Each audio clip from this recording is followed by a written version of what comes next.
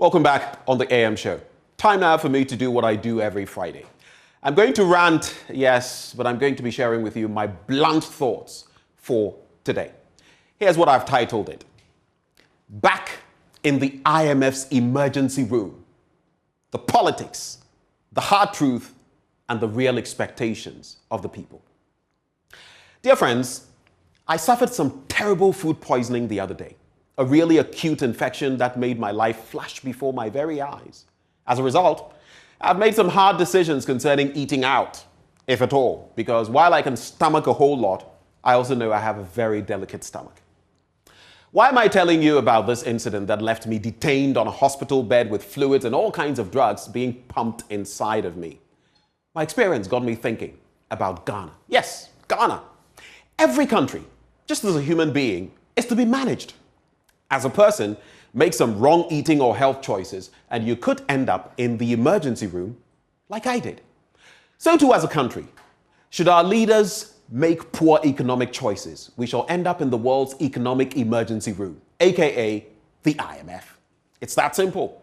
Beyond all the rhetoric, and that we did better in this regard, and we are going to the IMF for a loan, not aid, our leaders must come to this simple realization, once and for all, that the measure in the economic sense is sound management that leads to fiscal discipline, a stable currency that makes it easier to borrow and do business, more jobs, greater opportunities for people to set up and thrive at business and employ their talents and skills to make a good living, affordable products, mostly homegrown or homemade if possible, practical steps taken to stem the tide of corruption, with results to show and more.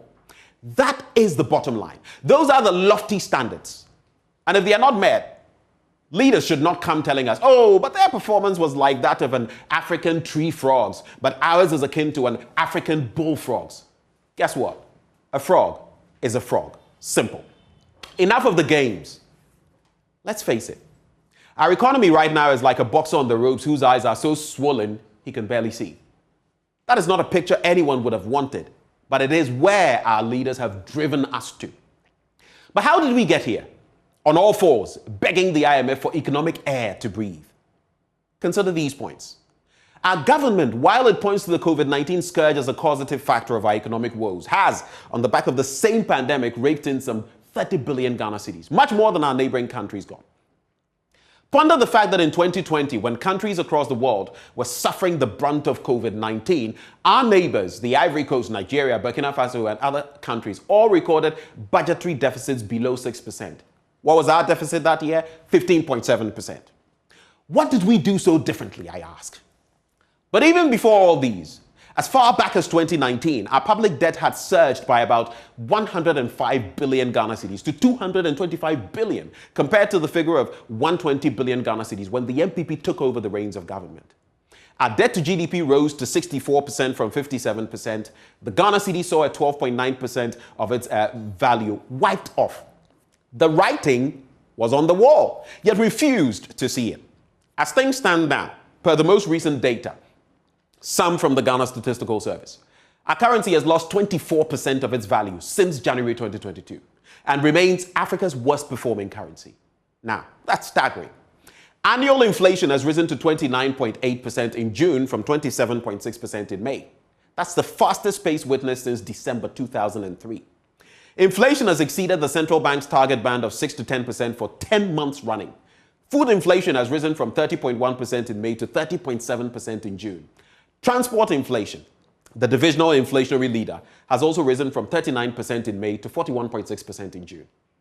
Inflation for locally produced items stood at 29.2%, while that of imported items was pegged at 31.3%, making inflation on both local and foreign products rather steep. But here's the stinger. The year-on-year inflationary rate of 29.8% is the exact same rate we had in 2003 when Ghana went HIPIC. I have hope for Ghana, though the times are rough. Even Sri Lankans are hoping against hope. But many crack economists like Professor Steve Hank of the Johns Hopkins University, as well as many of our local economists, are not so optimistic about this IMF package working the magic for us, even if we got it. Now, hold for me. Take a look at what's behind me. Mark Boland, senior analyst at the REDD, or Red Intelligence, in London.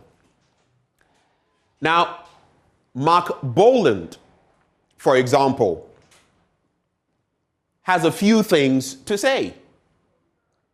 He is a senior analyst at the Red Intelligence in London, and he says he is very skeptical that Ghana will even be able to get a staff-level agreement or an executive board approval for an IMF program, adding that the country's public debt is clearly unsustainable. And to make matters worse, we frayed relations with the IMF during the last program from 2015 to 2018, and even government's own rhetoric before this current IMF move was anything but palatable. Yet all too soon, our economy is comatose yet again, and we're back in the economic intensive care unit of the IMF. But for how long exactly shall we play this twisted, deadly economic game? Let me bring you this. My next slide. Take a look at all of that. Just take a look. That's our Eurobond market borrowing from 2013 to 2021. The same market we cannot currently go to because of a lack of trust. Look at the wide disparities in borrowing. But wait, there's more. Emerging markets with bonds trading at distressed levels. Look at where we stand.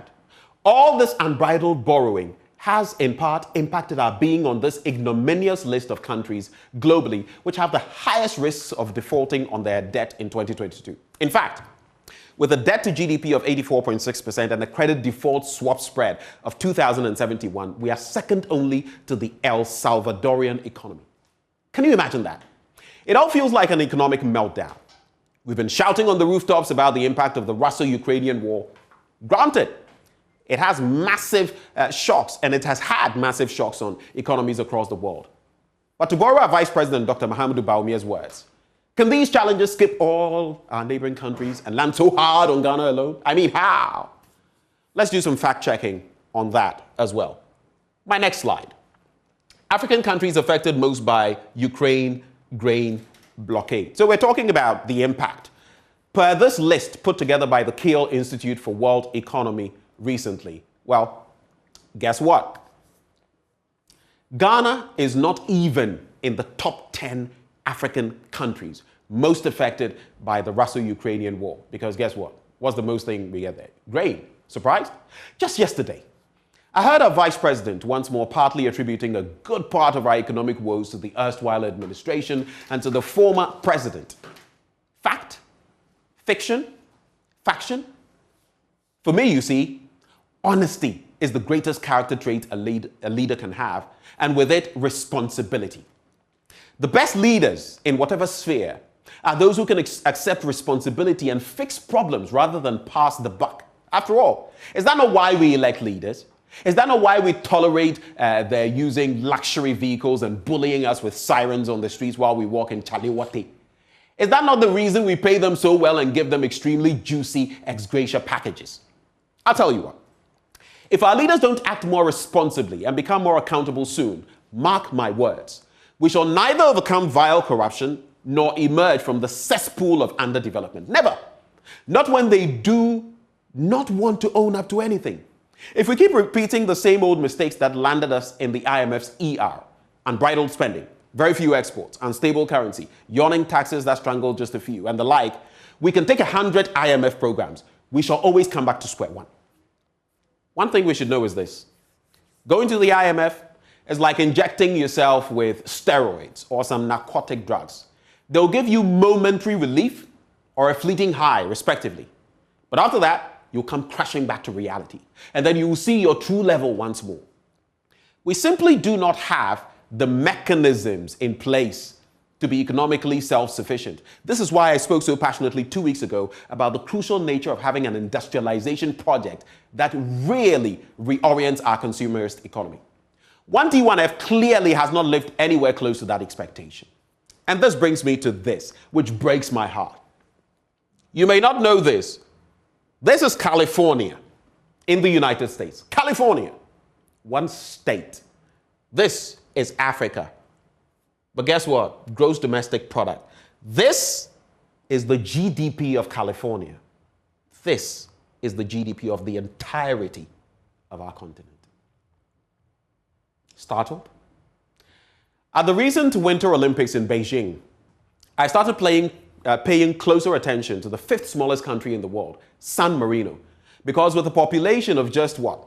34,000 and a land size of just 60 kilometers squared. By the way, that is like the size of Accra metropolis. Not the greater Accra region, Accra metropolis. They fielded just 5 contestants in 4 disciplines. They earned 3 medals, 1 silver and 2 bronze. That was of interest to me then because comparatively, Ghana fielded 14 athletes in 5 disciplines, with Samuel Techi's featherweight bronze in boxing becoming our first boxing medal since 1972 and our first medal of any kind at the Olympics since 1992 in Barcelona. San Marino's economy, by the way, largely depends on finance, industry, services, and tourism.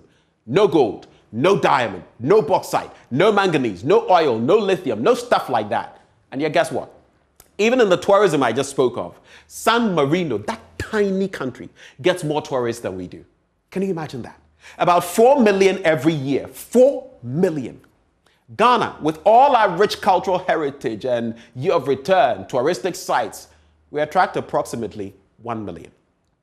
As I did my research for today's blunt thoughts, it struck me to check on what San Marino had been up to economically, and Ghana for it will blow your mind. If they fared better than we did in the Olympics, it's an absolute whitewashing when it comes to comparing economies. Allow me to explain with these slides. Just hold for me. This is how small San Marino is. This is Ghana. Let's do a comparative analysis of San Marino and Ghana, looking at their GDP. When you look at it from these terms, it doesn't mean much, but hold on. Their GDP as it stands now is 1.54 billion. They've seen better times. Our GDP, $77.59 billion. But look, when it comes to GDP per capita, which is what really trickles down, the micro level, and what each individual is producing and getting at the end of the year, 45,500 American dollars for a citizen in San Marino, 2,400 for a citizen in Ghana. Let's see how it plays out.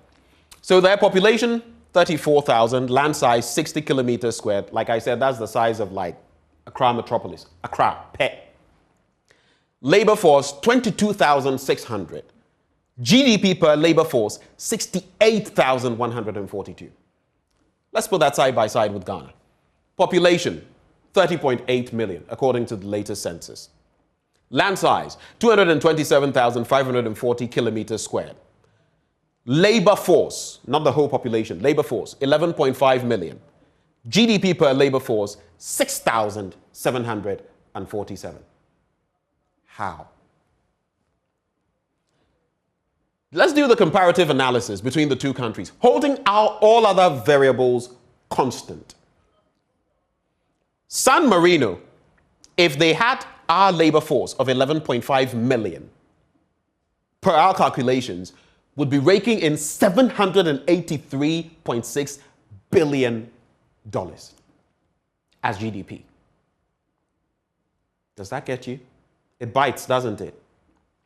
But if you do the reverse, if 22.6K or 1,000 of our workers were to do same in San Marino, this would be the result, 152.5 million. In other words, it's a disparity of 1:10. Let me explain further. Holding all other variables constant, doing the comparative analysis between the 5th smallest country in the world, San Marino, and Ghana. 11.5 million Samarinese, and that is what they are called, would produce goods and services worth 783.6 billion in Ghana, which is 10 times more than what 11.5 million Ghanaians are currently producing.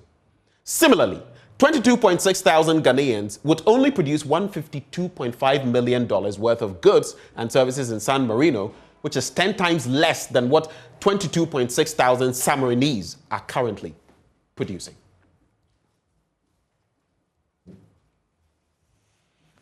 So, do you now get the picture?